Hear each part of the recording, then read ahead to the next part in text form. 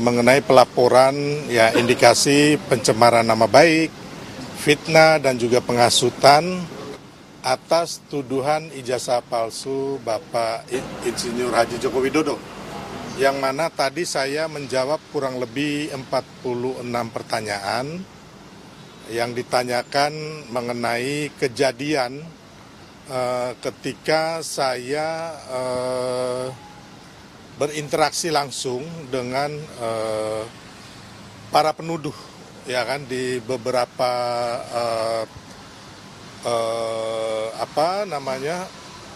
kegiatan di media ya, baik di podcast ataupun di stasiun televisi.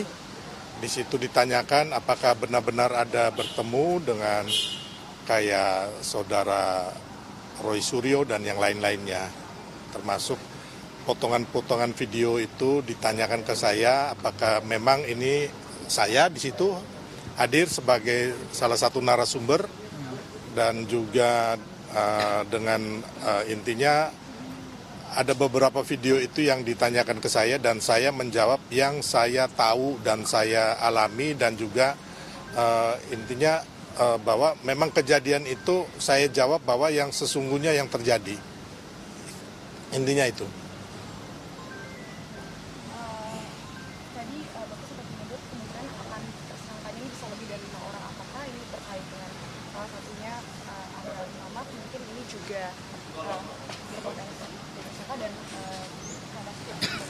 Iya, saya pikir nanti banyak ya, bukan hanya saudara Abraham Samad.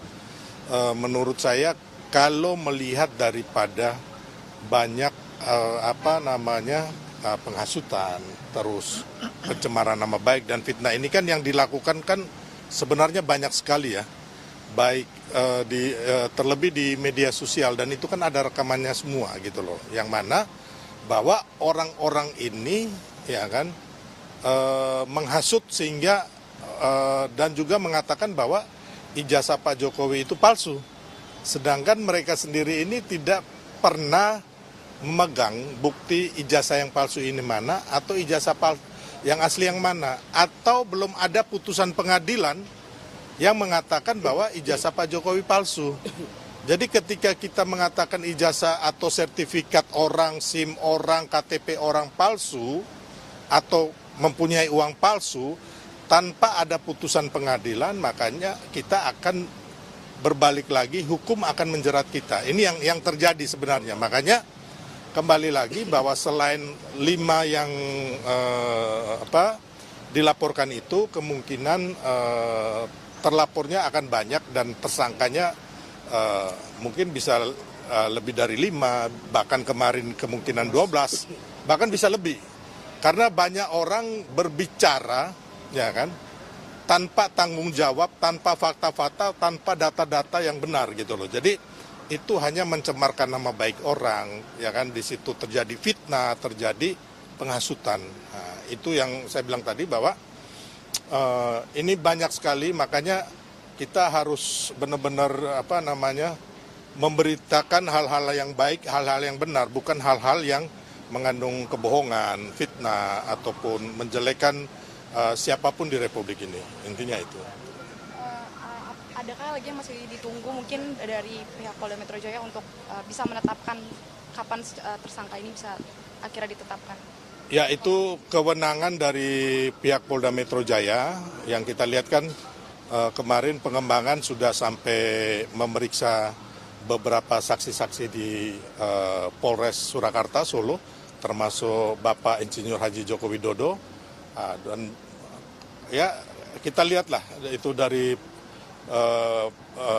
yang saya lihat selama ini, apa yang dilakukan Polda Metro Jaya, kemarin Barreskrim Mabes Polri, dan juga kampus UGM itu sudah benar, sudah menjalankan proses dan prosedur yang benar. Jadi kembali lagi, yang kalau saya sebagai juga masyarakat biasa dan juga orang hukum juga, selama ini apa yang dikatakan oleh Roy Suryo CS, Rismond dan sebagainya itu tidak memiliki bukti-bukti dasar-dasar, baik itu penelitian baik itu Roy Suryo sebagai penyidik, baik Roy Suryo sebagai pengacara, ya kan, tidak mempunyai dasar-dasar bukti-bukti keterangan yang benar gitu loh.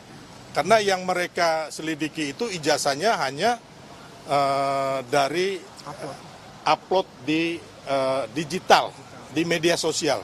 Bukan yang diselidiki ini ijazah yang asli, ijazah yang original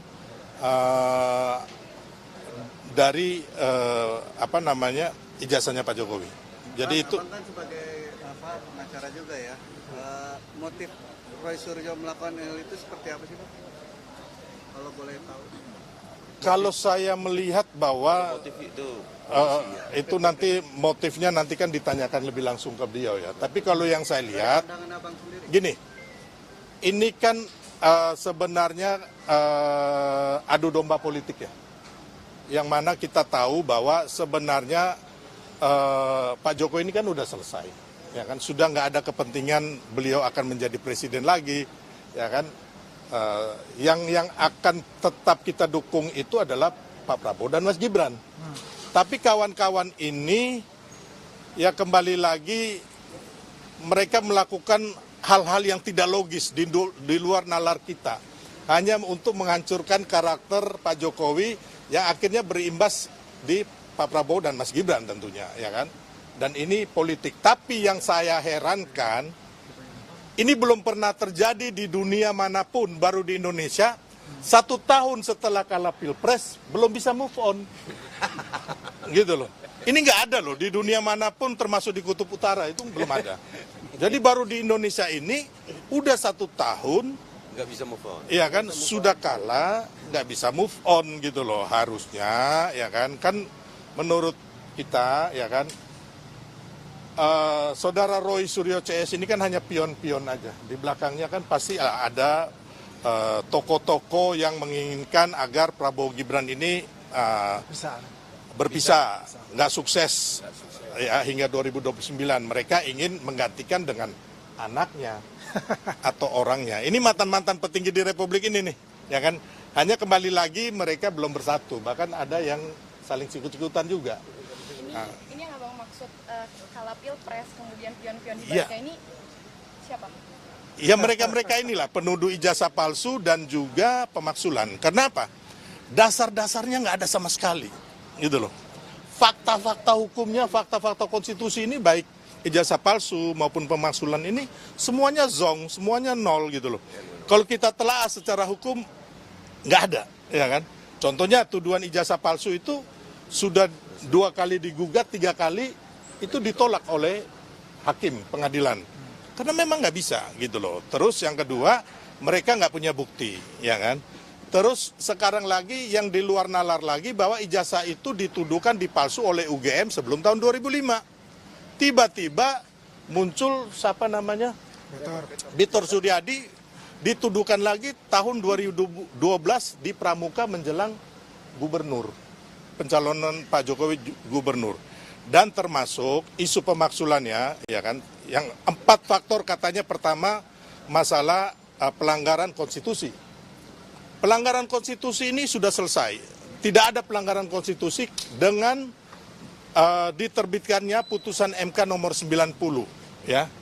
Ini udah final and binding. Terus ada katanya putusan MK mengenai etika, ya kan, dan moral. Ternyata ini sudah digugat oleh Pak Usman di PT UN dan menang. Jadi udah batal nih putusan MK 90 nih, ya kan. Terus yang ketiga, waktu Pilpres kemarin ketika Prabowo Gibran dinyatakan menang oleh KPU, mereka 01 dan 03 menggugat di Mahkamah Konstitusi. Harusnya di sinilah, ya kan, harusnya di sini mereka, ya kan, memberikan fakta argumen supaya apa? Supaya gugatannya dimenangkan, dan toh mereka kalah gitu loh. Tapi mereka mencoba lagi ketika kalah di MK, menggugat lagi di PT UN oleh Pak Gayus Lumbun dan kalah lagi. Ya kan? Dan akhirnya Prabowo Gibran dilantik oleh MPR, ditetapkan KPU, dilantik oleh MPR. Itu yang pertama. Yang kedua, masalah kepatutan Mas Gibran. Kita lihat sekarang lagi, Mas Gibran ketika Pak Prabowo ke luar negeri, beliau berhasil menjadi acting presiden, gitu loh. Beliau kemarin menerima teman-teman TNI Polri, ya kan, Lemhanas, terus kemarin keliling ke masyarakat, ya kan, terus sama Ibu Titi Prabowo kemana-mana, kemarin juga intinya sudah belusukan kemana-mana lah. Terus Mas Gibran ini sebagai wali kota, beliau lebih berhasil dibanding bapaknya Pak Jokowi. Dan Solo itu sangat maju, ya. Teman-teman harus ke sana. Yang penuding pemaksulan dan ijazah palsu ini harus ke sana melihat perkembangan kota Solo. Ya kan? Terus yang kedua, masalah Fufu Fafa.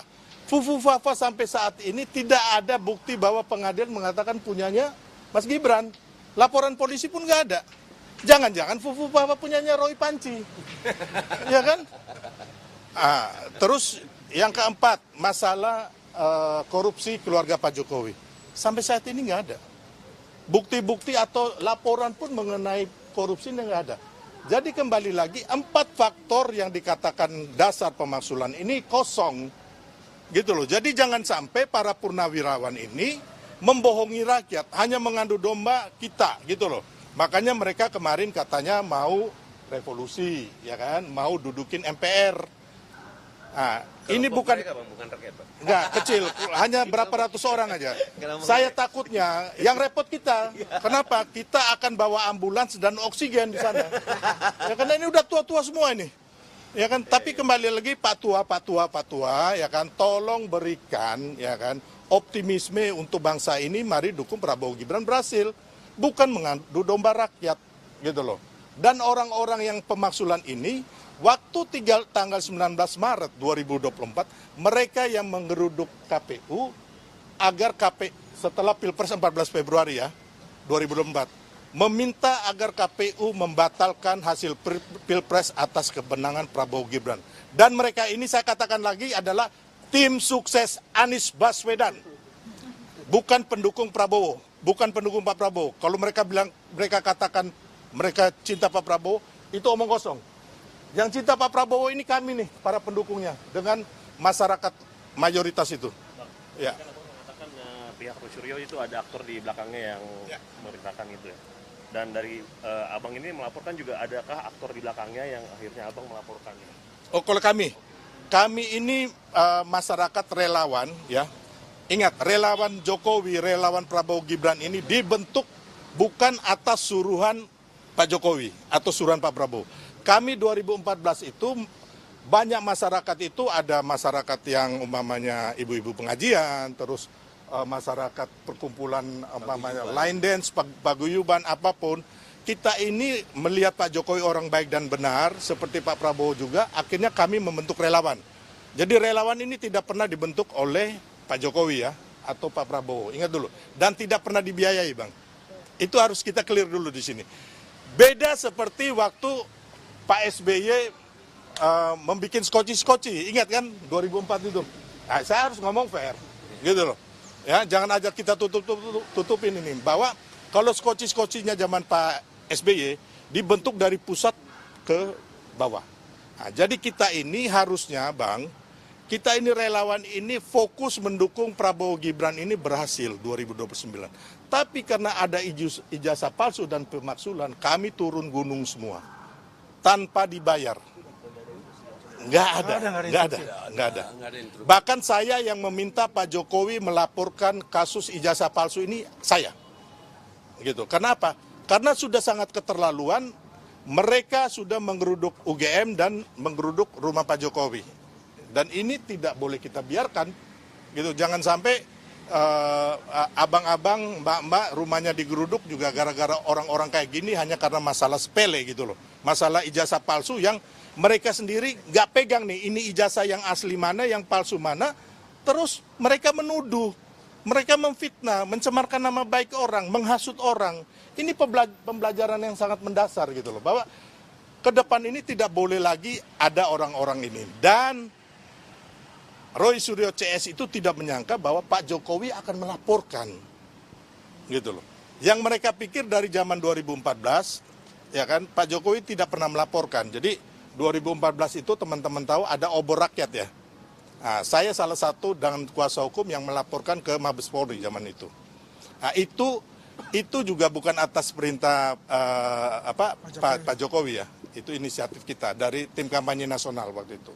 Bang, dikit Bang, terakhir. sorry, ini kan pemeriksaan terakhir saksi pelapor ya, Bang? Belum tentu ya. Kalau belum tentu. Jadi Pernah dari dalam? Saksi kalau jadi untuk sementara kita sesuai prosedur aja, nggak ada bocoran apapun Bang, karena memang kita tidak mau intervensi Polda Metro Jaya. Gelar perkara belum dilaksanakan nanti malam? Belum tahu. Nah, Bang, dikit terakhir ini kan Roy Suryo CS belum ditetapkan jadi tersangka, dia juga minta untuk dilakukan gelar perkara. Apakah ini salah satu mungkin strategi dari Roy Suryo untuk mengulur waktu atau seperti apa kalau dari tanggapan Anda? Ya kalau itu sih terserah dari dia aja ya. Tapi intinya kalau saya melihat di sini, saya juga nggak mau berandai-andai. Yang saya lihat bahwa saat ini Mabes Polri, Polda Metro Jaya sudah melakukan prosedur yang baik. Masalah lama atau cepatnya itu kan waktu aja ya. Tergantung mereka juga sangat sibuk saya lihat. Kayak tadi sebagian penyidik itu masih di Solo. masih ada di Solo. Gitu. Ya? Oh, hari ini enggak ya? Kita Saya enggak. yang disita. Kalau penyitaan itu satu flash disk lagi tambahan untuk penyitaan barang bukti. Terus kemudian ada tambahan pertanyaan sekitar 26 ya dari advokat public defender. Terus kemudian beberapa pertanyaan yang memang sudah mengarah kepada para tokoh-tokoh ini. Para tokoh-tokoh ini itu sudah mengarah betul. Jadi saya memperhatikan kalau sepengalaman kami ya, kalau dia sudah mengarah begitu, sepengalaman kami itu udah pasti ada penetapan tersangka. Cuman kita nggak tahu ya siapakah yang akan menjadi tersangka, itu hak penyidik, kemudian bagaimana mereka melakukan gelar perkara nanti ya. Kalau gelar perkara naik sidik kan sudah. Tapi biasanya penetapan tersangka itu pada saat pemeriksaan apakah status dari para terperiksa nanti terlapor itu akan dinaikkan statusnya. Pada saat itu juga yang saya bisa sampaikan bahwa mudah-mudahan nggak ada Jumat Keramat ya. Tapi saya meminta kepada Polda Metro Jaya untuk melakukan Jumat Keramat kalau bisa, biar lebih seru ya kan, lebih antik lah. Karena Polda Metro ini punya keunikan.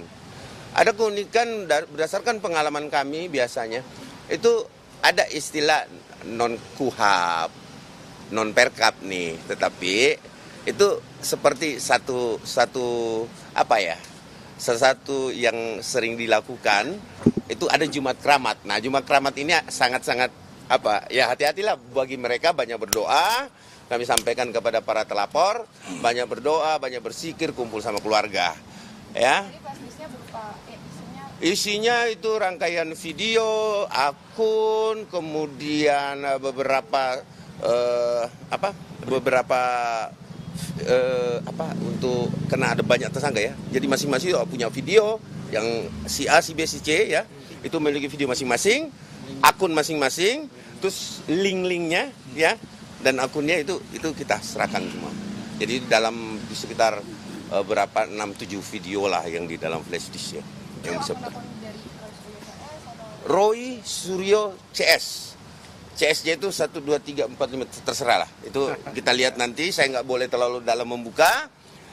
Kita saksikan, kita ikuti. Semoga kami berharap pada Polda Metro Jaya untuk memanggil segera ya para terlapor biar ini semakin cepat. Ada tambahan Pak Ketua Umum atau Bang Andi? Tadi Abang mengatakan ada yang mau menggantikan presiden dan wakil presiden dengan anaknya atau orang-orangnya begitu. Apakah itu hanya sebuah dugaan ataukah ada jejak-jejak yang faktual yang bisa dipertanggungjawabkan begitu?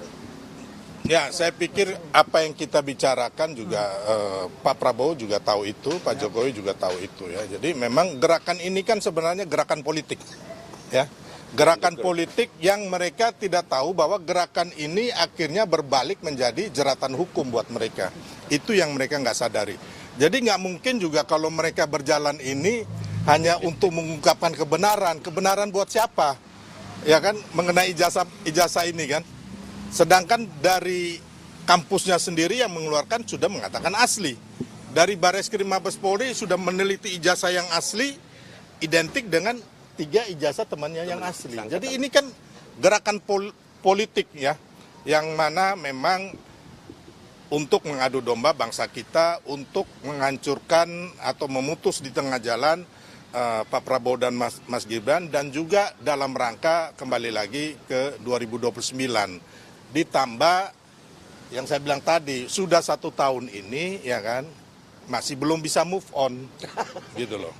Dan ini hanya terjadi di Indonesia nih. Di negara lain setelah Pilpres ya kan, yang menang langsung dikasih selamat oleh yang kalah. Gitu loh. Itu di negara lain ya. Nah, ini yang saya lihat menjadi contoh yang tidak baik dari yang saya bilang tadi, mantan-mantan petinggi di Republik ini yang ketua partai itu tidak memberikan pendidikan politik yang baik buat bangsa kita. Gitu. Ketum? Ya, Silakan. tambahkan. Ya, saat ini saya mendampingi 2 saksi pelapor dan kita ikuti semua prosedur dengan baik. Jadi artinya saya cuma mengatakan bahwa tugas kita selesai, kita mendampingi, memberikan bukti-bukti, fakta-fakta hukum, tinggal kita menantikan penetapan tersangka. Dan saya yakin tidak terlalu lama, tinggal pemeriksaan saksi-saksi yang terlapor, setelah itu pasti langsung naik tersangka. Jadi siap-siap saja Bang Roy CS, sampai jumpa nanti kita di pengadilan. Terima kasih. Saya Bang tambah Aswan. saja, teman sedikit. Ya. Dari Bang Sid sudah panjang lebar menjelaskan. Pada dasarnya apa yang kita lakukan adalah demi kebenaran. Bukan pembenaran yang selama ini dilakukan oleh Roy Suryo CS itu. Seperti kita ketahui bahwasanya kan kita mengatakan bahwasanya Pak Jokowi itu taat hukum, apa yang diminta oleh aparat penegak hukum akan diberikan. Buktinya sudah ada bahwa ijazah asli beliau, baik ijazah SMA maupun ijazah S1 Insinyur Kehutanan beliau sudah diberikan kepada penyidik di Solo, di Polres Surakarta. Artinya apa yang selama ini dibuat, framing-framing yang dibuat oleh Roy Suryo itu sudah terbantahkan. Ya. Tinggal kita melihat bagaimana mereka ngelesnya seperti apa, melakukan konferensi pers untuk melakukan framing-framing kembali. Yang jelas, saya highlight, mereka semuanya ini adalah hopeless. 3 kata, hopeless dan hopeless. Siap-siap saja, nanti akan dipanggil sebagai saksi terlapor, dan kita melihat sudah ada tersangka pada saat itu. Terima kasih. Jadi mungkin sebagai penutup ya, saya tegaskan sedikit bahwa kita melihat nanti setelah ini drama-drama telenovela baik itu tangisan dan tawa yang dilakukan Roy CS menuju tersangka, terdakwa, dan narapidana. Nanti kita bisa lihat ada yang nanti alasannya sakit, alasannya keluar negeri, alasannya pakai kursi roda, alasannya pakai penopang leher. Itu pasti ada nih nantinya. Jadi mari kita nikmatin ya, kepada seluruh bangsa Indonesia. Ya sudah, ini udah selesai. Mari kita bergandengan tangan untuk mendukung Prabowo Gibran agar Indonesia ini maju dan adil dan sejahtera. Intinya itu. Mengenai yang ini ya udah kita bawa santai aja. Berarti kita bawa goyang apa tadi? Goyang gemoy.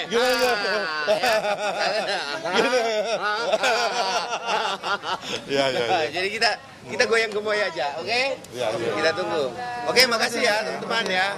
Oke. Terima kasih.